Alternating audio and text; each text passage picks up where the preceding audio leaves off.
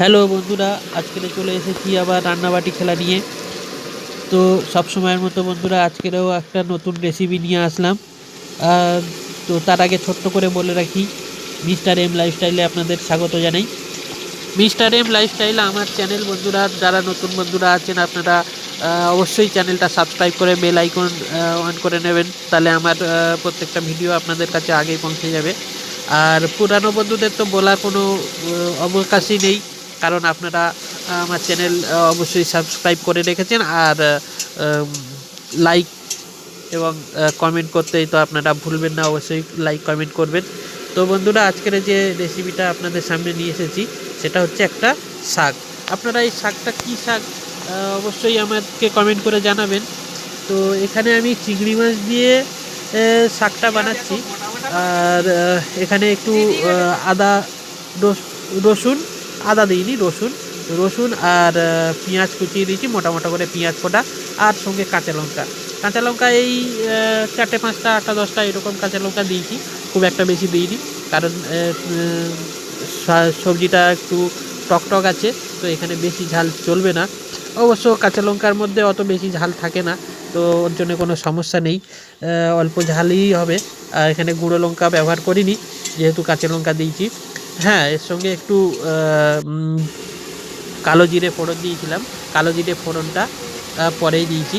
তো এরপরে দেখতে পাচ্ছেন এই যে শাকটা, এই শাকটা তো আমরা চিংড়ি শাক বলি। একদম দেখতে পাচ্ছেন কড়া ভর্তি করে দিয়েছি চিংড়ি শাক।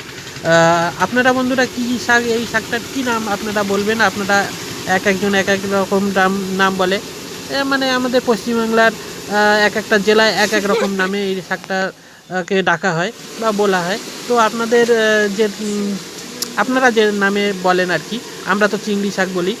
আর চিংড়ি শাক, আলু, বেগুন দিয়ে চিংড়ি শাক রান্না করব। তো বন্ধুরা, আমরা শাকটা দিয়েছিলাম পুরো কড়া ভর্তি করে, কিন্তু পরবর্তীকালে যখন ঢেকে আমি কিছুক্ষণ শাকটাকে করি, দেখুন কত ছোট হয়ে গিয়েছে শাকটা।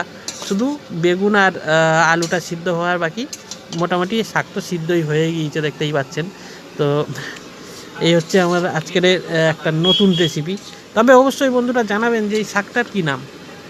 আমরা তো চিংড়ি শাক বলি, অবশ্যই আমরা চিংড়ি শাক বলি, কিন্তু আপনারা কী শাক বলেন সেটাই আমার জানার খুবই ইচ্ছা।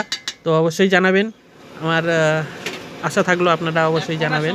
তো এখানে ঢেকে একটু ভালো করে আলুটা সিদ্ধ করে নিচ্ছি। তো মোটামুটি আলু সিদ্ধ হয়ে গিয়েছে, আর এবারে তুলে নেবো। ঢাকনাটা খুলে দেখি সিদ্ধ হয়েছে কি না। তো এখানে ঢাকনাটা খুলে দেখলাম, মোটামুটি প্রায় হয়েই গিয়েছে বলতেই পারেন, আলু সিদ্ধ হয়ে গিয়েছে। আর শাকটা বেশ, মানে সর্ষে শাক বানালে যেরকম কাদা কাদা টাইপের হয়, ও ওরকম একটা কাদা কাদা টাইপের হয়েছে। আর আলু বেগুন পারফেক্টভাবে সিদ্ধ হয়ে গিয়েছে। আর সঙ্গে আছে চিংড়ি মাছ, বড় বড় চিংড়ি মাছ কেটে পিস পিস করে দেওয়া আছে। তো মোটামুটি বন্ধুরা, এই শাকটা কিন্তু খেতে টেস্ট একটু টক টক লাগে। তো হ্যাঁ, মোটামুটি আলু সিদ্ধ হয়ে গিয়েছে, সব কমপ্লিট হয়ে গিয়েছে। আপনারা খেয়েছেন কি কোনো দিন এই শাকটা? খেলে জানাবেন। তো দেখতেই পাচ্ছেন মোটামুটি ভালোই একটা মানে সেন্ট বেরিয়েছে শাকটার মধ্যে থেকে। আপনারা অবশ্যই মানে যারা খেয়েছেন তারা বুঝতে পারবেন, আর যারা খাননি তারা অবশ্যই খাবেন। খেলে বুঝতে পারবেন যে শাকটার মধ্যে একটা দারুণ গুণ আছে, আর শাকটা খুবই সুস্বাদু। তবে একটু টক টক তো অবশ্যই লাগবে। হ্যাঁ, তো মোটামুটি শাকটা খুবই মানে স্বাদের শাক। তো শাকটা হয়ে গিয়েছে, তুলে নিচ্ছি। তো বন্ধুরা, এখানে যেহেতু আমি আমার বেডের উপরেই বানাচ্ছি, যেহেতু আমি নামতে পারি না, তো বেডের উপরে শাকটা যেহেতু বানাচ্ছি, তো কড়াটা আমার স্টোভের উপরেই রাখা আছে, আর স্টোভটা বন্ধ করিনি, কারণ এর পরে আরও একটা রান্না আমি করব। তো তার জন্যে স্টোভটা বন্ধ করিনি, যার জন্যে আমার কিছুটা শাক এখানে কড়ার গায়ে আটকেই গিয়েছে গরমে। এই ছোট্ট কম্প্রোমাইজটা তো করা যেতেই পারে, তো একটু স্যাক্রিফাইস করে নিলাম। শাক কিছুটা কড়ার মধ্যে লেগে গিয়েছে, তো আপাতত বেশিটাই আমি তুলে নিয়েছি। নিয়ে এখন শাকটা কমপ্লিট তোলা হয়ে গেল, কড়াটা ধুয়ে নেব। ধুয়ে নিয়ে তারপরে আমি নতুন রেসিপিটা বানাবো, কারণ শাকের রেসিপিটা আমার অলরেডি ডান।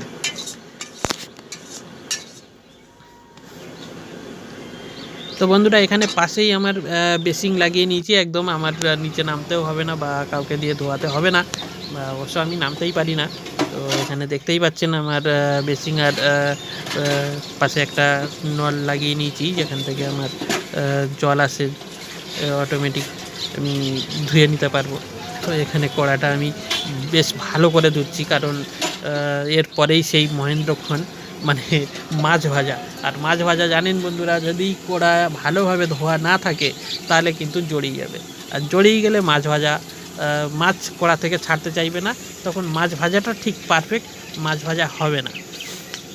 তো অলরেডি আমি কড়াটা বেশ ভালো করে ধুয়ে নিয়েছি, একদম টাকাটাকভাবে ধুয়ে নিয়েছি নিয়ে, আর এখানে আমি কড়াইতে তেল দিয়ে দিলাম, বেশ খানিকটাই সর্ষের তেল দিয়ে দিয়েছি, দিয়ে আর এখানে মাছের মাথা একটা বেশ দিচ্ছি। কিন্তু কড়াইটা গরম হয়েছে কিনা একবার চেক করে দেখলাম, যে কড়াইটা একটু তেলটা গরম হতে দেরি ছিল, ওই জন্য আমি একটু করছিলাম, মজা করছিলাম মাছটা নিয়ে। আমার ভাইজি আছে সামনে বসে, ও একটু মজা পাচ্ছিল। তো যাই হোক, আমি মাছ দিয়ে দিলাম কড়াইতে, দিয়ে ভাজার চেষ্টা করছি।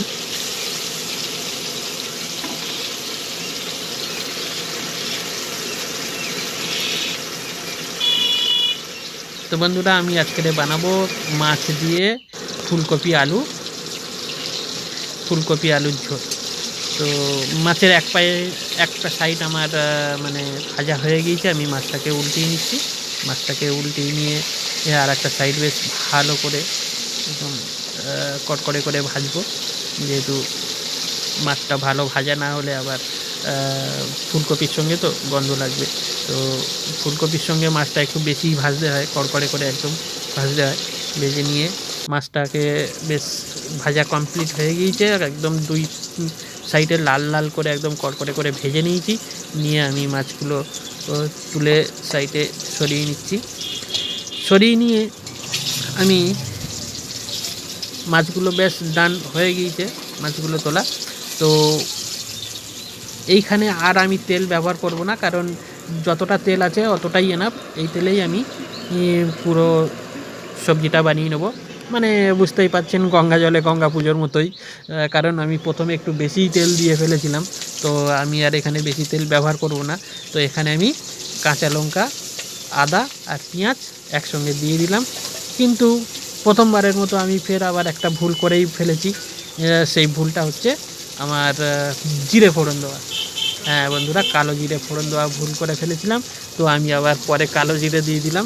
কালো জিরে দিয়ে ফোড়ন দিয়ে, আর যখন স্টোভটা একটু কম ছিল, স্টোভটা বাড়াতে গেলাম, তো বুঝতেই পারছেন চামচটা পড়ে যাচ্ছিলো, মানে খুন্তিটা পড়ে যাচ্ছিলো।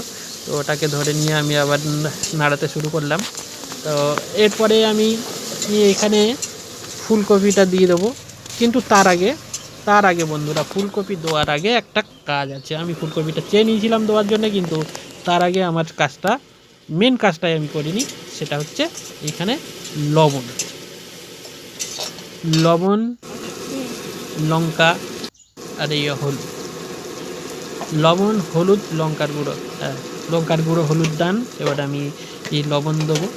লবণ দেওয়ার পরেই আমি সবজিটা বেশ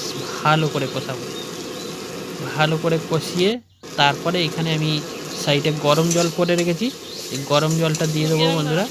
দিয়ে দেখতে পাচ্ছেন আমি ফুলকপি আর আলু এটা আমি দিয়ে দিচ্ছি। মশলাটা আমার মোটামুটি ছোটোখাটোভাবে কষানো হয়ে গিয়েছে, বেশি বাড়াবাড়ি করতে গেলাম না, কারণ বেশি বাড়াবাড়ি করতে গেলে পুড়ে যাবে। আঁচটা একটু হাই আছে, তো আঁচটা একটু কমিয়ে নিয়ে আমি মশলাটা কষিয়ে তাতে আমি সবজি দিয়ে দিয়েছি। দেওয়ার পরে আমি সাইডে গরম জল করে রেখেছি, এটা একটু গরম জলে বানাবো, তাহলে কবির গন্ধটা আসবে না, কারণ ঠান্ডা জল দিলে আবার স্বাদটা চলে যাবে।